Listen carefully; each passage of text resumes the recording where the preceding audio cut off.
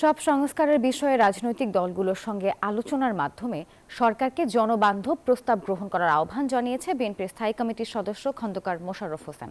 মঙ্গলবার গুলশানের চেয়ারপারসনের কার্যালয়ে তিনি বলেন, বিএনপি ক্ষমতায় এলে যুক্তরাজ্যের আলোকে বিনামূল্যে সবার জন্য স্বাস্থ্যসেবা নিশ্চিত করা হবে।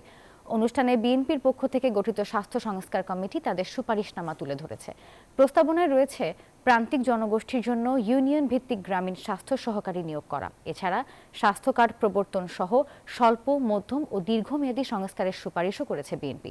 সব স্বাস্থ্য কমপ্লেক্সকে 100 শয্যায় উন্নীত করার প্রস্তাবও দিয়েছে দলটি। এই প্রস্তাবনাগুলো আসলে এই যে বর্তমান যে সরকার নিরপেক্ষ এবং অন্তর্বর্তীকালীন সরকারের কাছে আমরা সেইভাবে আমরা উত্থাপন করছি, কিন্তু আমরা আশা করি না যে তারা এই প্রস্তাবগুলো বাস্তবায়ন করার সক্ষমতা রাখে বা সেই সময় পর্যন্ত থাকবে।